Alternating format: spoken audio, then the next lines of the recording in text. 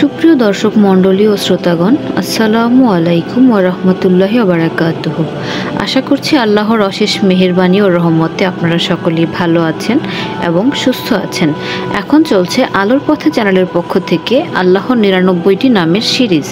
এই সিরিজে আমরা আল্লাহর ৯৯টি নামের অর্থ, আমল ও ফজিলত সম্বন্ধে ডিটেলসে ধারণা দিতে চলেছি। আপনারা যদি আল্লাহর ৯৯টি নামের অর্থ, আমল ও ফজিলত সম্বন্ধে ডিটেলসে জানতে চান এবং আমল করতে চান, তাহলে অনুগ্রহ করে চ্যানেলটি সাবস্ক্রাইব করে পাশেই থাকুন। আপনারা যদি অন্য কোনো টপিকের উপর ভিডিও দেখতে চান অথবা অন্য কোনো টপিকের উপর অন্য কোনো কিছু জানতে চান, তাহলে আমাদেরকে কমেন্ট করে জানাতে পারেন, আমরা সেই ধরনের ভিডিও দেওয়ার চেষ্টা করব। এছাড়াও আল্লাহর ৯৯টি নামের আগের নামগুলোর ভিডিও আমাদের চ্যানেলে দেওয়া আছে, আপনারা চাইলে সেখান থেকে দেখে নিতে পারেন। আজ আপনাদের সামনে আল্লাহর ৯৯টি নামের মধ্যে অত্যন্ত সিফাতি একটি নাম ইয়া কাবিয়্যু, এই নামটির অর্থ, আমল ও ফজিলত সম্বন্ধে বলতে চলেছি। চলুন ইয়া কাবিয়্যু নামের অর্থ সম্বন্ধে জেনে নেওয়া যাক। ইয়া কাবিয়্যু অর্থ হচ্ছে হে শক্তিময় সত্তা। চলুন ইয়া কাবিয়্যু নামের আমলগুলো জেনে নেওয়া যাক। যে ব্যক্তি এই পবিত্র নামটি বেশি বেশি করে পাঠ করবে, সে ব্যক্তি আল্লাহর অশেষ মেহেরবানি ও রহমতে শক্তিময় হবে। তার উপরে কেউ অত্যাচার করতে পারবে না, সে কখনো অত্যাচারিত হবে না এবং খুব তাড়াতাড়ি সে সম্মানিত ব্যক্তিতে উপনীত হবে। অর্থাৎ সকলেই তাকে সম্মান করবে, সকলেই তাকে ভালোবাসতে বাধ্য হবে। সুবহানাল্লাহ। চলুন ইয়া কাবিয়্যু নামের আরও কিছু অলৌকিক আমল সম্বন্ধে জেনে নেওয়া যাক।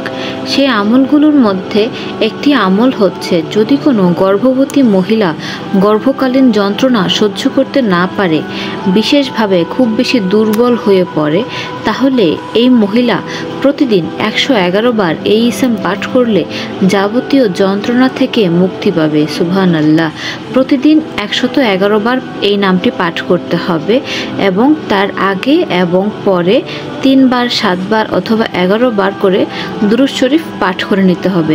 আপনারা চাইলে যে কোনো দুরূদ শরীফ পাঠ করতে পারেন, দুরূদ ইব্রাহিমও পাঠ করতে পারেন অথবা সাল্লাল্লাহু আলাইহি ওয়াসাল্লাম, এই দুরূদ শরীফটিও পাঠ করে নিতে পারেন।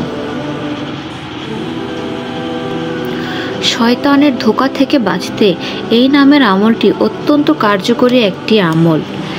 যারা এই নামের আমলটি প্রতিদিন করবেন, তারা শয়তানের ধোঁকা থেকে বেঁচে থাকতে পারবেন। যে ব্যক্তি এই নাম প্রতিদিন নিয়মিত মাত্র ২১ বার পাঠ করবে, সে জীবনে কখনো শয়তানের ধোঁকায় পতিত হবে না। এমনকি মৃত্যুর সময়ও শয়তান তাকে ধোঁকা দিতে পারবে না। অর্থাৎ তার ঈমানের সহিত মৃত্যু হবে। সুবহানাল্লাহ। ঈমানের সহিত মৃত্যু আমরা সকলেই কামনা করি, সকলেই চাই আমাদের ঈমানের সহিত মৃত্যু হোক, মৃত্যুর সময় শয়তান যেন আমাদের ধোঁকা দিতে না পারে। অর্থাৎ এই আমলটা যদি আমরা করি, তাহলে মৃত্যুর সময়ও শয়তান আমাদেরকে ধোঁকা দিতে পারবে না। সুবহানাল্লাহ। অত্যন্ত কার্যকরী এবং অত্যন্ত গুরুত্বপূর্ণ একটি আমল এটি।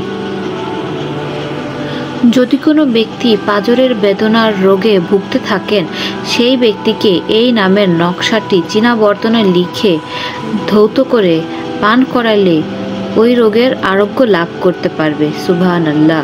এছাড়াও এই নামের আরও কিছু আমল আপনাদের সামনে তুলে ধরছি। যদি কোনো সন্তানকে দুধ ছাড়ানোর সময় হয়ে গিয়েছে, দুধ ছাড়ানোর চেষ্টা করা হচ্ছে, কিন্তু সেই সন্তান ধৈর্যহীন হয়ে পড়ে, দুধ ছাড়তে চায় না, সেক্ষেত্রে এই নামের আমলটি করা যেতে পারে। সেই ক্ষেত্রে এই নামের আমলটি অত্যন্ত গুরুত্বপূর্ণ এবং ফজিলতপূর্ণ হয়ে থাকে। চলুন সেই আমলটি জেনে নেওয়া যাক। দুধ ছাড়ানোর জন্য বা দুধ ছাড়ানোর পর যদি সন্তান ধৈর্যহীন হয়ে পড়ে, তাহলে এই নামটি লিখে পানিতে ধৌত করে বাচ্চাকে খাইয়ে দিলে বাচ্চা খুব তাড়াতাড়ি দুধ ছেড়ে দিবে। যদি কোনো মায়ের বুকে দুধ খুব কম আসে, তাহলে আপনারা এই নামের আমলটি করতে পারেন। এই নামটি বেশি বেশি করে পাঠ করে আল্লাহর কাছে দোয়া করলে মায়ের বুকে দুধ চলে আসে খুব বেশি পরিমাণে, সন্তান খুব বেশি পরিমাণে দুধ পেতে থাকে।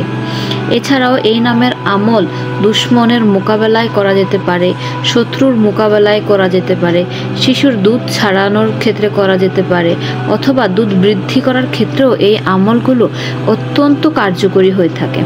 চলুন এই নামের আরও একটি ফজিলতপূর্ণ আমল জেনে নেওয়া যাক।